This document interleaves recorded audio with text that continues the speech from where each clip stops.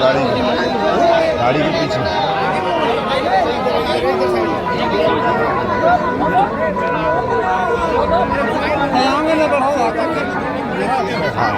धक्का मार रहा है।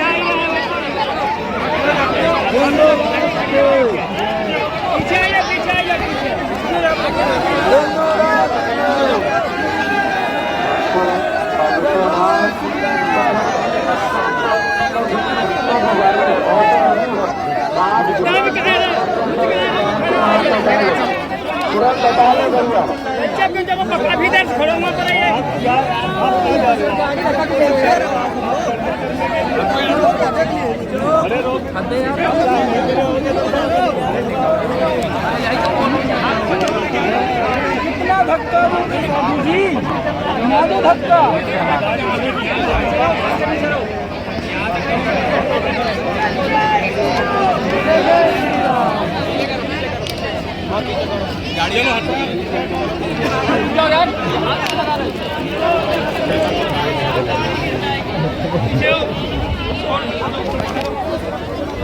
धक्का न मारो भाई, चोट लग जाएगा, अपना गाड़ी का जाएगा।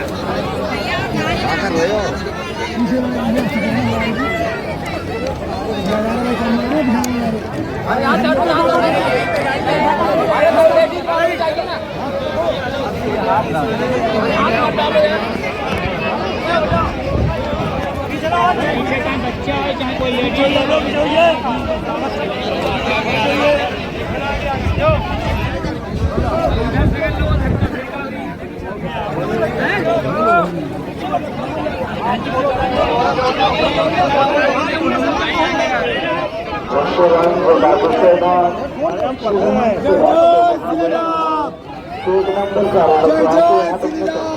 जय श्री राम, जय श्री राम, जय श्री राम, जय श्री राम, जय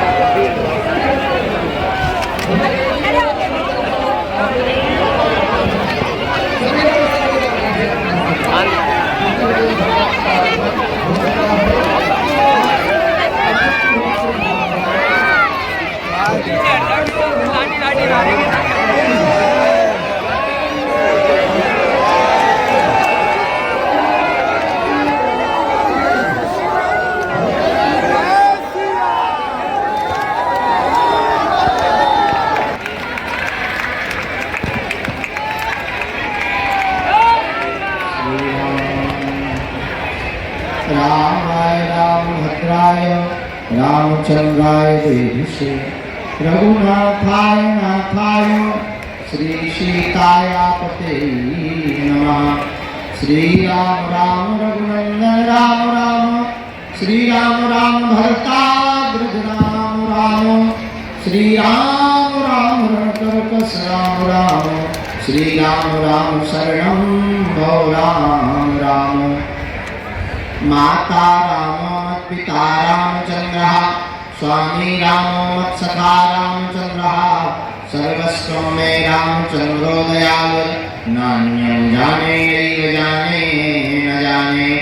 दक्षिणे लक्ष्मणो यस्य वामे च जनकात्मजा पुरतो मारुतिर्यस्य तं वन्दे रघुनन्दनं। श्री सीतानाथ समारम्भां श्रीरामानन्दार्य मध्यमाम् अस्मदाचार्यपर्यन्तां वन्दे श्री गुरु परम्पराम्। हम तो बालाजी के बालाजी हमारे हैं।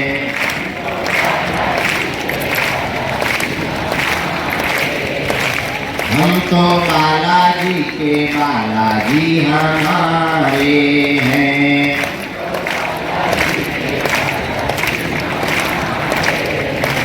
हम तो राम जी के राम जी हमारे हैं।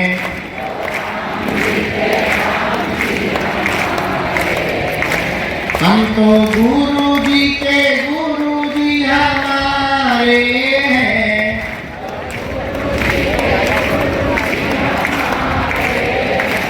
ये तो प्राणन से भी प्यारे हैं।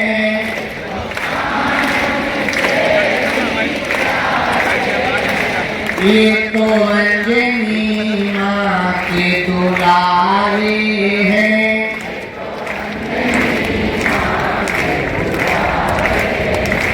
ये तो हम भक्तों के प्यारे हैं। ये तो हम तो बालाजी के बालाजी हमारे हैं।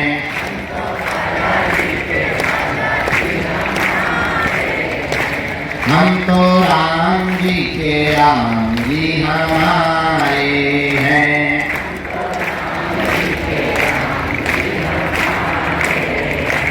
जो नर बागेश्वर आता है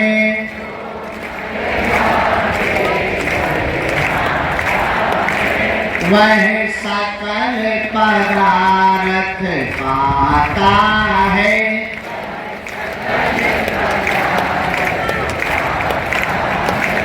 वो तो संकट मुक्त हो जाता है।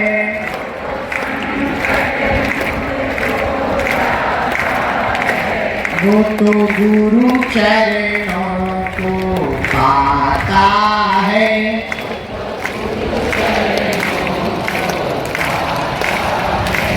जो नर बागेश्वर आता है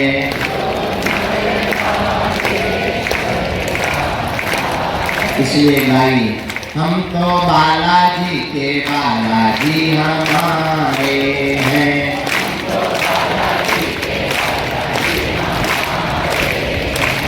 हम तो राम जी के राम जी हमारे हैं।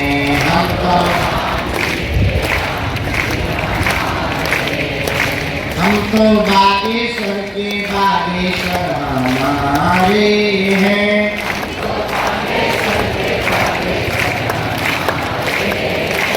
हम तो बागेश्वर के बागेश्वर हमारे हैं।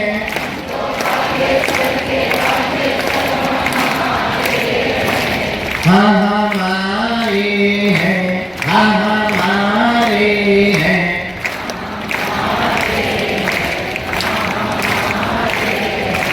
हाँ हमारे हैं। हाँ हमारे हैं। दोनों हाथ उठा कर गाओ। हम तो बालाजी के बालाजी हमारे हैं।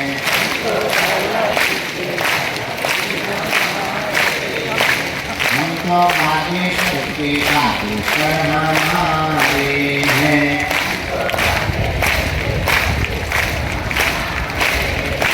हम तो राम जी के राम जी हमारे हैं। हम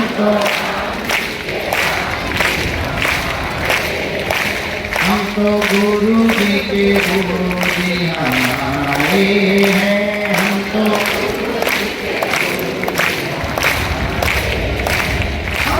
बालाजी के बालाजी हमारे हैं।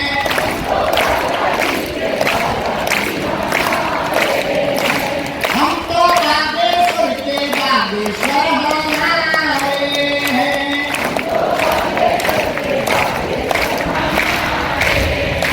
हम तो राम जी के राम जी हमारे हैं।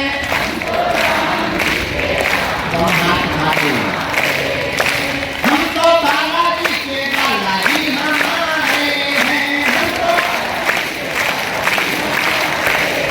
हम तो राम जी के राम जी हमारे हैं। हम तो हमारे हैं। हमारे हैं। हमारे हैं। हमारे हैं।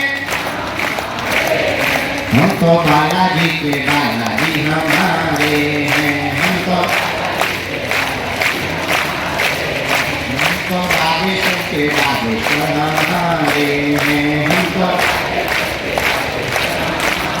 रामचंद्र भगवान की, श्री बागेश्वर बालाजी महाराज की, श्री सन्यासी बाबा की, दरबार की, चंद्रिका वाले बाबा की, समाधि वाले बाबा की, श्री सीताराम भगवान की, पूज्यपाद श्री दादा गुरुजी महाराज की, जगत गुरु भगवान की, बागेश्वर धाम की दिव्य शक्तियों की, सब संतन की, अपने अपने माता पिता की, अपने अपने गुरु गोविंद की। नमः पार्वती पते। हर हर हर हर हर हर। भारत हिंदू राष्ट्र की, भारत हिंदू राष्ट्र की, भारत हिंदू राष्ट्र की। सभी लोग हाथ जोड़ लें और हाथ जोड़ने के बाद बोलेंगे ओ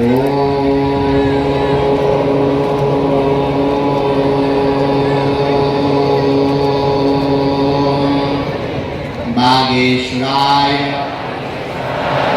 नमः।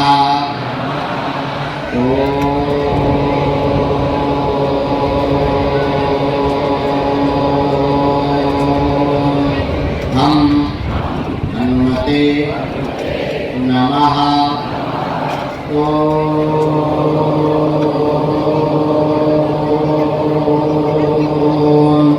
सन्यासी देवाय नमः। मणिमन भगवान बागेश्वर बालाजी को, सन्यासी बाबा को और दादा गुरु जी को प्रणाम करेंगे। जो जहाँ खड़े हैं वहीं बैठ जाएंगे। जो जहाँ खड़े हैं रेलिंग के अंदर आप लोग वहीं बैठ जाएंगे। आप लोग वहीं आसन ले लें, थोड़ा आगे पीछे होके, अगर आगे की जगह नहीं बन गई तो पीछे में जगह लें। भगवान श्री बागेश्वर बालाजी की महती कृपा, श्री सन्यासी बाबा के चरणों का आशीर्वाद, दादा गुरु जी के चरणों का प्रताप, भगवान इस बागेश्वर बालाजी की पुण्य भूमि में आज पूरे पंडाल में, बाहर रोड पर, यत्र तत्र जो जहाँ बागेश्वर धाम के पागल आए हैं, हम बालाजी के चरणों में कोटि सा दंडवत प्रणाम करके आप सबको खूब खूब आशीर्वाद दे रहे हैं।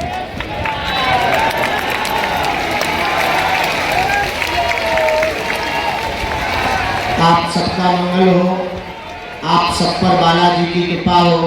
तो जो भी मन में मनोभाव लेकर, प्रश्न लेकर आप भगवान बागेश्वर बालाजी के चरणों में आए हैं, बागेश्वर बालाजी के दरबार में आए हैं, जाओ, तुम्हारे ऊपर बालाजी ऐसी कृपा करें कि तुम्हारी अर्जी स्वीकार हो जाए। तो जाओ, तुम्हारी अलाय बलाय भग जाओ, हवा नहीं आवता। और जाओ, तुम जो भी मनोकामना लेकर के आए हो वो पूर्ण हो जाए। और जाओ, तुम्हारी खाली झोली भी भर जाए और तुम्हारे जीवन में भगवान बागेश्वर बालाजी की भक्ति आ जाए। आज 3 दिवसीय दरबार का पहला दिन है। हमारी घड़ी के 10 बज चुके हैं। समय के हम पक्के हैं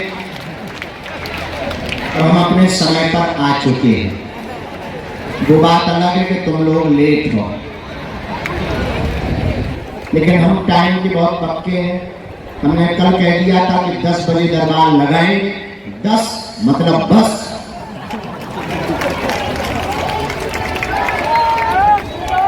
क्योंकि पहले दरबार खुले में लगना था, फिर हमने सोचा कि वहां बरसात आ गई तो दरबार बीच को स्थगित होना पड़ेगा, इसलिए इमरजेंसी में यहाँ काम चल रहा था। 4 जुलाई की तैयारी चल रही थी इस हॉल की, लेकिन हमने सोचा कि अब 3 दिन का दरबार भी इसी पंडाल में लगाया जाएगा।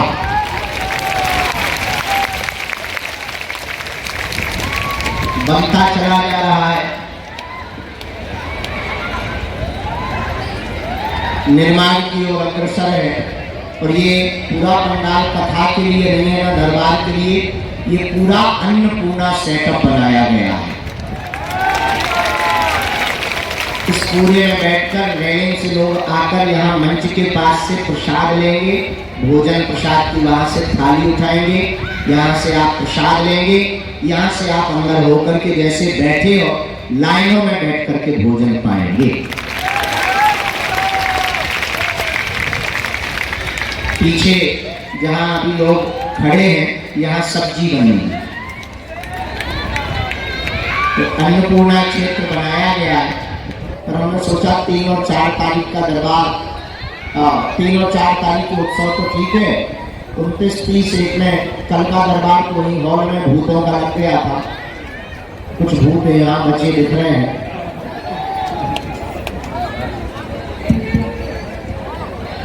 लेकिन आज का दरबार थोड़ी विलंब से प्रारंभ हुआ है, लेकिन बहुत देर तक लगाया जाएगा।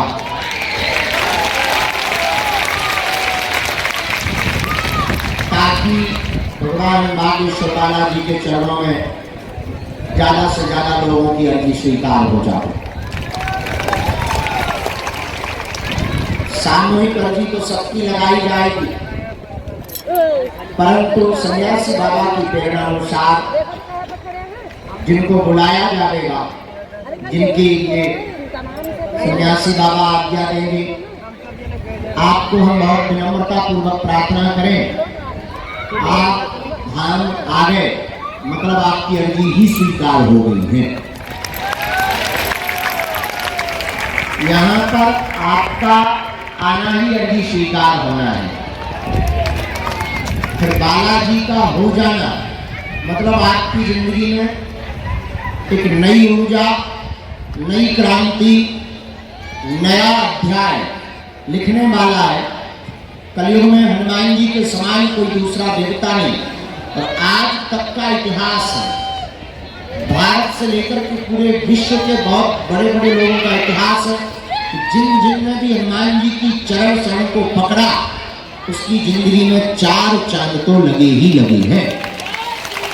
तो रोगियों को लेकर के आगे मत आइए, पीछे पहुंचिए, पीछे पहुंचिए। सभी प्रेत रोगियों को बाहर प्रेतनाथ सरकार के पास पहुंचाएं। दरबार में दरबार भी लगेगा, सेवादारों की ड्यूटी है सभी प्रेत रोगियों को बाहर पहुंचाएं। हाँ, वही जाना है। तो आप सबको हम बताएं, भारत के इतिहास में, पूरे विश्व के इतिहास में आज तक जितने भी हमने अध्याय देखे हैं, जिन जिन ने भी बालाजी के चरण पकड़े हैं, आज तक वो हनुमान जी के चरणों से कोई भी व्यक्ति खाली हाथ नहीं गया। अभी हम बाहर थे, हनुमान जी के ऊपर पुस्तक लिख रहे थे, तो हमने जब बहुत रिसर्च की तब पाया तो केवल भारत के लोगों पर हनुमान जी की कृपा नहीं है। अब तो एक समय ऐसा था सन 1900 के दशक का, जब इस धरती पर एक और परम हनुमान भक्त हुए सन्यासी बाबा की तरह, जिनको सब लोग जानते हैं, बाबा नीम करोली। और वो भी सन्यासी बाबा की तरह बहुत प्रकाशित और सिद्ध महात्मा हुए। और आपको सुनकर बड़ा आश्चर्य होगा कि उन्होंने अपने जीवन काल में भारत के लोगों को तो हनुमान जी से जोड़ा। फेसबुक के मालिक मार्क जुकरबर्ग के जीवन में भी हनुमान जी का नया अध्याय लिखा और दुनिया की बहुप्रसिद्ध ऐप जिसका नाम फेसबुक है, ऐसा कोई आदमी नहीं जिसे यूज ना करता हो, उसका श्रेय बाबा नीम करोली को ही जाता है। बाबा नीम करोली के शरीर छोड़ने के बाद भारत में विदेशी अमेरिका के एक और बहुत अमीर आदमी घूमने आए, एप्पल कंपनी के मालिक स्टीव जॉब्स, वो शरीर छोड़ने के बाद आए। बहुत पहले बाबा का शरीर पूर्ण हो चुका था, लेकिन उन्होंने भी अपने जीवन में हनुमान जी की भक्ति का अनुभव किया। ऐसे आपको लाखों दान दे सकते। मध्य प्रदेश के नलखेड़ा के पास में जहाँ पीताम्बरा माता है, नलखेड़ा, वहां पर एक हनुमान जी का मंदिर है, जहाँ इंग्लैंड के लंदन का रहने वाला अंग्रेज यहाँ पर अधिकारी बनकर आया था और उसने हनुमान जी की यहाँ भक्ति की और उसने अपने जीवन में साक्षात अनुभव देखा कि हनुमान जी महाराज उसके मुकदमा को लड़ने के लिए स्वयं वकील बन करके आए। और भारत के तो लाखों उदाहरण है। कभी हमको कोई सज्जन मिले, उन्होंने कहा कि हम घर से चले थे भागकर, छोटा बच्चा ही है 22-23 साल का, हमको कल मिला रात को बाहर, हम परिक्रमा लगा रहे थे तो देख रहे थे, वो बालक मिला, हमने पूछा क्या बात है, उसने कहा कि हम अकेले चले, घर से भाग कर आए, क्योंकि उसके घर वाले नास्तिक हैं, वो हनुमान जी को या किसी भी प्रकार की बाबागिरी में पड़वाना नहीं चाहते। उसने कहा कि हम घर से भाग कर आए, जेब में फूटी कौड़ी नहीं, और उसका कहना है कि जब हमने फरीदाबाद में आकर बस पकड़ी तब एक बूढ़ा आदमी हमारे साथ दिल्ली काले खां तक आया, हमको 2000 रुपया भी दे गया, हमारी बस की टिकट भी करवा गया, न परिचय पूछा न पता बताया, और वो रुपया देकर चला गया। वो बालक सात कुशल बागेश्वर धाम आ गया। ऐसे में बहुत से उदाहरण पूरे भारत के देखे, ऐसे बहुत से उदाहरण हमने पूरी दुनिया के देखे कि कलयुग में एकमात्र देवता हनुमान जी है। और मेरे पागलों, अगर तुम हनुमान जी के चरणों को पकड़ लोगे, हनुमान जी की भक्ति को पकड़ लोगे, हम तुम्हें दावे के साथ कह सकते हैं दुनिया में कभी भी तुमको पीछे मुड़कर के नहीं देखना पड़ेगा। एक बहुत प्राचीन कहानी है, आज का दरबार शुरू करने के पहले उस कहानी से चर्चा शुरू करते हैं। एक बहुत प्राचीन कहानी है, आप लोगों ने उस कहानी को पढ़ा होगा किताबों में, बेताल पच्चीसी। बेताल पच्चीसी नाम की एक बहुत पुरानी पुस्तक है, जिसमें वीर विक्रमादित्य और बेताल की 25 कहानियां हैं। वैसे तो पढ़ने वालों ने अपने अपने हिसाब से उसका आकलन किया, उसे मनोरंजन की दृष्टि से पढ़ोगे तो मनोरंजन है, और ज्ञान के तल पर पढ़ोगे तो बेताल 25 में भी ज्ञान भरा पड़ा है। बेताल 25 की एक कहानी है कि वीर विक्रमादित्य के दरबार में एक दिन एक फकीर आता है और एक जंगली सा फल वीर विक्रमादित्य को देता है। वीर विक्रमादित्य राजा की रोज आदत, वो प्रातः काल लोगों को मिलता था, लोग उसे उपहार देते थे। वो अपने बगल में खड़े हुए दरबारी का मंत्री उसे सौंप देते थे। एक रोज एक फकीर आया, उसने वह जंगल का पुराना सा फल दिया। वीर विक्रमादित्य ने मुस्कुराकर उसे स्वीकार कर लिया, कुछ बोला नहीं। उसे लगा कोई जंगली फल है, वैसे भी ये महात्मा है, क्या खाक देंगे। पर ये महात्मा को यहाँ तक भटकने की भी क्या जरूरत है, ये फल देने की भी क्या जरूरत है, वही रहते जंगल में, कोई बात नहीं। मनी मन वीर विक्रमादित्य ने मुस्कुरा के वो फल को अपने दरबार के मंत्री जो बगल में खड़ा था, असिस्टेंट, उसको दे दिया। और आप ताज्जुब करेंगे कि ना उस महात्मा ने कुछ कहा, ना वीर विक्रमादित्य ने कुछ कहा। और 10 वर्ष तक लगातार वो महात्मा प्रतिदिन आता था, रोज एक फल देता। वीर विक्रमादित्य व्यस्त थे, सम्राट थे, राजा थे, इसलिए कुछ बोले नहीं। और महात्मा भी बहुत पहुंचा हुआ था, बहुत ऊंचा था, वो भी कुछ बोला नहीं। प्रायः गुरु कुछ बोलते नहीं है, गुरु अपने शिष्य के पात्र का आकलन करते हैं कि ये कब जागेंगे। और तुम्हारी जिंदगी भी ठीक राजा वीर विक्रमादित्य की तरह है कि गुरु तुम्हारे सामने बहुत से शब्दों का फल देता है, लेकिन तुम हौसले ही नहीं हो, तुम खुमारी में हो। जैसे वो वीर विक्रमादित्य हौसले नहीं है, राज मद में चूर है, चकनाचूर है, वो अपनी मस्ती में मस्त है, वैसे ही तुम भी अपनी मस्ती में मस्त हो। और एक रोज एक घटना घटती है।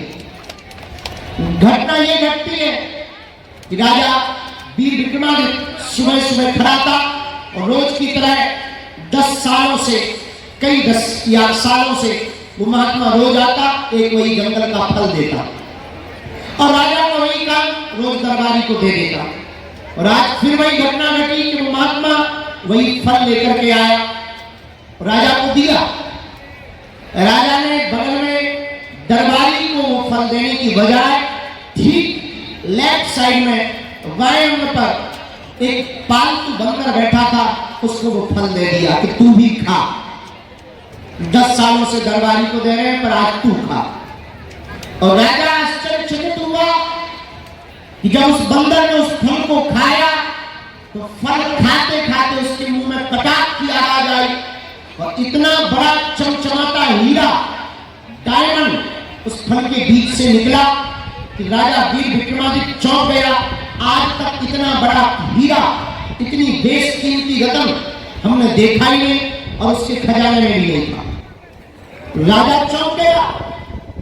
दरबार में मंत्री को तुरंत बुलाकर कहा कि ये महात्मा 10 सालों से लगातार आ रहे हैं, इनके दिए हुए बाकी फल कहां हैं, क्या तुमने खोल कर देखे? उस मंत्री ने कहा कि हमने तो एक भी खोल कर नहीं देखे, पर सम्मान मिलता था तो एक तल घर में डाल देते। राजा ने कहा जल्दी चलो। जाकर के जब तल घर को खोला तो दुर्गंध से भरा था, क्योंकि फल सड़ चुके थे। लेकिन आश्चर्यचकित वाली बात यह थी कि जितने फल सड़ चुके थे उतने बीच में चमचमाते हुए हीरे पड़े हुए थे। बात तालियों की नहीं है मेरे यारों, ये बात तुम्हारे जागने की है कि जैसे राजा वीर विक्रमादित्य 10 सालों तक सोता रहा, हौसला नहीं रहा, अब वो जिंदगी जी रहा था और उसके सामने सदगुरु रोज एक बेशकीमती हीरा दे रहा था, पर वो उसे पहचान नहीं पा रहा था। वैसे ही तुम भी बेहोश हो और तुम भी पागल हो और तुम भी बावरे हो और तुम भी महामूर्ख हो कि दरबारों में तुम भटक रहे हो, अपना समय बर्बाद कर रहे हो। और तुम्हारे सामने वर्तमान में अभी इसी वक्त हनुमान जी जैसा कोहिनूर है, तुम उस कोहिनूर को छोड़ करके चमत्कारों के चक्कर में पड़ी हुई हो। ये भी तुम्हारी मूर्खता है और इससे ये सिद्ध होता है कि तुम हौसला नहीं हो, इससे ये सिद्ध होता है कि तुम सोए हुए आदमी हो, इससे ये सिद्ध होता है कि तुम सिर्फ चमत्कार के पीछे पागल हो, इससे ये सिद्ध होता है कि तुम्हें हनुमान जी के नाम का कोई लेना देना नहीं है, तुम्हें हनुमान जी से भी कोई लेना देना नहीं है, तुम्हें केवल अपने काम से लेना देना है। और अगर तुम्हें केवल अपने काम से लेना देना है तो तुम ठीक वीर विक्रमादित्य राजा की तरह सोए हुए बुजुर्ग इंसान हो। पर याद रखना, वीर विक्रमादित्य तो 10 साल में जाग गया था, शायद तुम तो 10 पीढ़ियों में भी अभी तक जाग नहीं पाए। तो शायद तुम अभी भी सोए हुए हो, इसलिए मेरी बात मानो। ये बात तुमको बहुत कड़वी और खरी लग सकती है, पर याद रखना तुमसे ज्यादा भपोल शब्द वाला इस दुनिया में कोई नहीं है, क्योंकि तुम्हें हर महीना नया गुरु चाहिए, नया भगवान चाहिए, नया चमत्कार चाहिए, और तुम बिना अनुष्ठान के, बिना भजन के, बिना शक्ति बल के तुम दूसरे गुरु से चमत्कार पाना चाहते हो, और तुम्हारी जिंदगी में ये कभी घटित होने वाला नहीं है। याद रखना, राम हो, कृष्ण हो या गौतम बुद्ध, सबको लड़ने पड़ते हैं अपने अपने युद्ध। इसलिए आज अगर तुम्हारी बात हमारी समझ में आ जाए और हमारी बात तुम्हें समझ में आ जाए, ये तो तय है, सबको नहीं समझना है, पर कुछ भी अगर समझ जाएंगे तो शायद तुम्हारी जिंदगी का एक नया अध्याय लिख सकता है, तुम्हारी जिंदगी की एक नई क्रांति लिख सकती है। याद रखना, हम भी तुम्हारी तरह इस दरबार में कुछ मांगने आए थे, हम भी तुम्हारी तरह याचना करने आए थे। कल हमारे बीच में हमारे एक बहुत प्रिय मित्र और भारत के बहुत ही एजुकेटेड मैन, वर्तमान में मेंबर ऑफ पार्लियामेंट है, वो हमसे मिलने आए, और वो टीवियों पर बहुत ललकार करके खूंखार ग्लोबली तर्क रखते हैं, पूरे विश्व का बहुत नॉलेज रखते हैं, ज्ञान रखते हैं। ऐसे हमारे प्रिय मित्र सुधांशु त्रिवेदी जी आए थे। कल हम उनके साथ लगभग 2.5 घंटे तक बैठे और यही चर्चा चल रही थी कि भारत के लिए क्या करना चाहिए और हमें भारत को विश्व गुरु कैसे बनाना चाहिए। और हम दोनों मिलकर के बहुत कुछ घर्षण कर रहे थे, बहुत कुछ चर्चा कर रहे थे। तब हमने उनको बातों बातों में मंदिर पर ले गए। हमने कहा अगर तुम्हारी रजा हो तो मैं तुम्हारे साथ मंदिर जाना चाहता हूँ।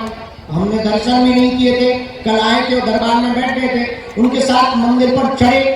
मंदिर पर जैसे ही चढ़े तो उन्होंने अचानक मुझसे पूछा कि यहाँ का राज क्या है और तुम्हारी जिंदगी में कब घटना घटी। प्रिय बताने की कृपा करें। हमने कहा मित्र, हमारी जिंदगी में जो भी घटना घटी वो यही घटी। और मंदिर के पास जहां पर अभी वर्तमान में आप लोग प्रवेश करते हैं उसके सामने हमारे दादा गुरुजी झोपड़ी बनाकर रहते थे। उनको बुंदेलखंड में बप्पा कहते हैं, आपकी भाषा में दादा भी कहते हैं, अंग्रेजी में ग्रैंडफादर कहते हैं। वो भी यहां बैठे थे।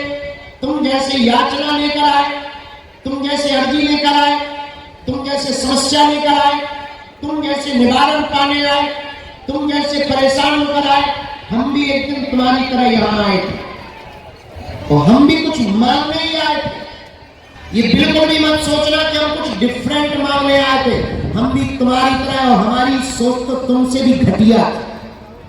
हमारी मांग ये थी कि 3 दिन से भोजन नहीं हुआ, पिताजी कुछ करते नहीं है। हमारी माँ ने हमें सिखा के भेजा था कि तुम्हारे दादा गुरुजी बहुत पहुंचे हुए इंसान है, चमत्कारी है, वो आंख बंद करके कुछ भी बता देते हैं। जरा जाओ, पूछ के आओ, जमीन का गड़ा हुआ अगर धन बता दे तो मजा आ जाएगा। और हम भी तुम्हारी तरह गए।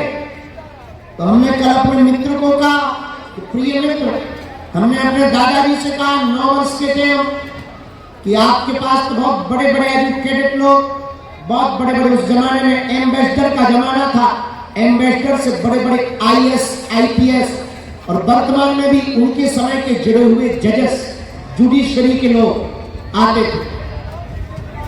तो हमने कहा कि हमारी हालत बहुत बेकार है और हमने सुना है कि तुम जानते हो चमत्कार है, हम तुम्हारे नाती हैं, कुछ बताओ, जमीन का गड़ा हुआ धन, कुछ मजा आ जाए। तो दादा गुरु ने हंसते हुए कहा कि रात को आना। हमने माँ को जाके कहा कि बात बन गई, रात का समय मिला। और हमारे पिताजी तो हमसे बड़े वाले लालची। हमारे पिताजी बोले फावड़ा ले लो। हमने कहा तसला भी तो चाहिए, घर पे फावड़ा भी नहीं, तसला भी नहीं, पड़ोसी के घर से रख लिया। तब तक माँ हमारी और खतरनाक। माँ ने कहा खोदने वाली सब्बल भी तो लाओ। तब तक हमने कहा कि मान लो ज्यादा गहरे में धन हुआ, फिर पिताजी बोले जेसीबी बुलाएंगे।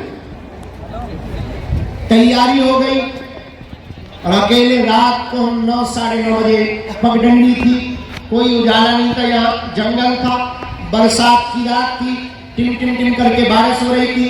बगल में ही जो तालाब है वो पहले भी था तो ये भरा हुआ था और बहुत ज्यादा से जीव जंतु बोल रहे थे, मेढक बोल रहे थे, आवाजें तरह तरह की आ रही थी और तरह तरह की आवाजों में हम अकेले पगडंडी में ऊपर झोपड़ी के पास पहुंच गए।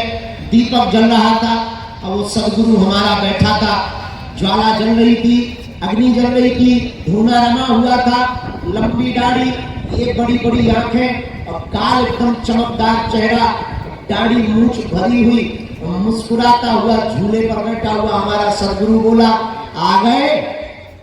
हमने कहा आ गए और फावड़ा भी ले आए। बोलो कहाँ खोदना? पर सदगुरु तो सदगुरु है। मुस्कुराते हुए कहा नहाया है? उनका सुबह नहाया, अभी नहाओ। पुराना समय, बच्चे ही थे, 9 साल के थे। नीचे आए, हैंडपंप में स्नान किया, फटी हुई तौलिया थी, कपड़े एक जोड़ी थे, फटी हुई तौलिया बांध ली, ठंड लग रही थी, जाके धुआं के पास तापने लगे। उसी रात 12:30 बजे हमारी जिंदगी में घटना घटी। हम धन मांगने आए थे, अर्जी लगाने आए थे, अर्जी लगवाने वाले बन गए। मांगने आए थे कि कुछ मिल जाए, हलवा मिला। बस 12:30-1 के करीब एक घटना घटी जो बताने वाली नहीं है। और हमारी जिंदगी में जो धीरेन्द्र नाम का लड़का था वो उसी वक्त खत्म हो गया। धीरेन्द्र कृष्ण शास्त्री नाम का आदमी पैदा हो गया और कहानी बदल गई। हम भी तुम्हारी तरह याचना करने आए थे। हम बताना ये चाह रहे, अपनी आपकी बता करके हम तुम्हें आकर्षित तो बिल्कुल नहीं करना चाह रहे, ये याद रखना। क्योंकि हम तुम्हें ना तो आकर्षित करते हैं, ना हम तुम्हें बांधते हैं, ना हमारा ये भरोसा है कि हमारे पास भीड़ आए। हमारा भरोसा है कि तुम जहां जाओ वहां हनुमान जी के बन करके जाओ। ये तो तुम अपने दिमाग से निकाल देना कि हमें तुमसे कुछ चाहिए। मांगते कुछ है नहीं, जरूरत कुछ है नहीं और आवश्यकता कुछ है नहीं, और जो है वो हनुमान जी करवा देते हैं। मात्र हम तुम्हें जगाने आए। याद रखना, हम तुम्हें ना तो चमत्कार बताने आए, ना हम तुम्हें दरबार बताने आए, ना तुम्हारी मन की बात बताने आए। सच बात तो ये है कि सारे के सारे प्रोपोगंडा हमारे बहाना है। असलियत में तुम्हें सच्चाई में हनुमान जी का बनाना है। इस रात के बाद हमारे जीवन में जो बदलाव हुआ, उसका बदलाव का प्रमाण तुम्हारे सामने है।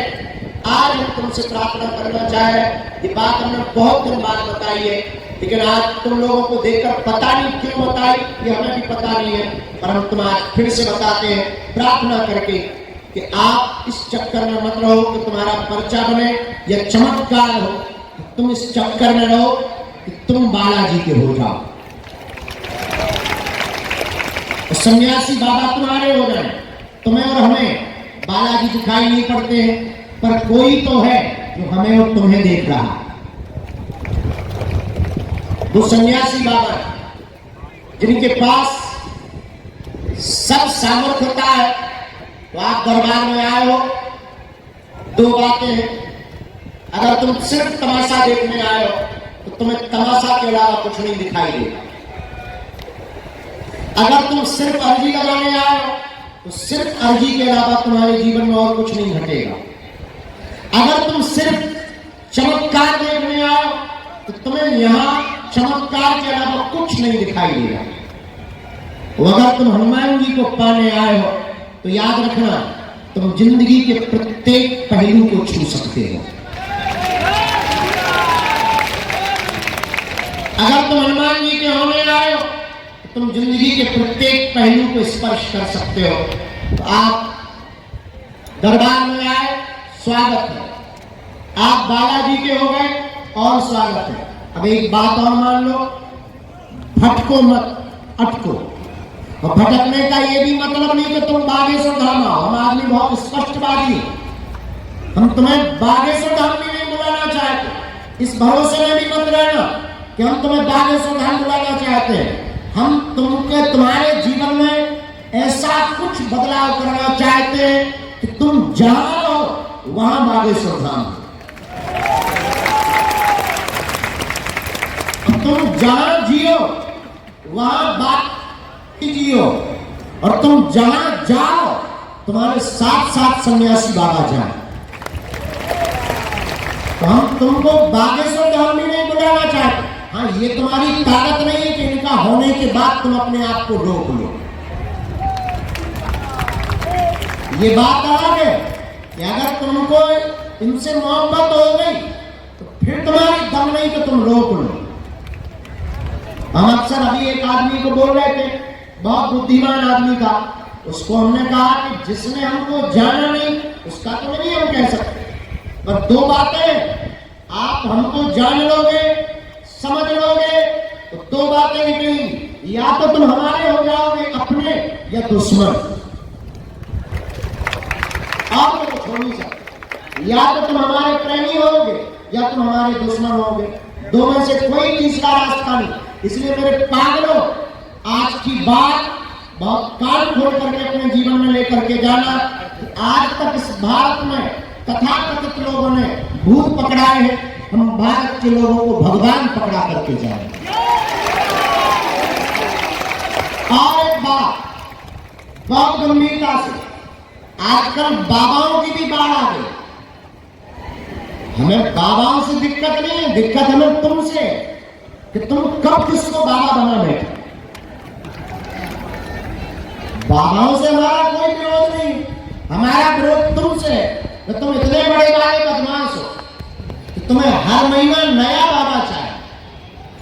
कहीं छड़ी वाला चाहिए, कहीं डमरू वाला चाहिए, हमारे जैसा मुर्गर वाला चाहिए। अब तो केवल कट्टा बंदूक वाले घर बचे हैं, बाकी सब आ गए। तो हम प्रार्थना कर रहे हैं कि आप हमारे भी चक्कर में मत पड़ो, हमारी भक्ति हमें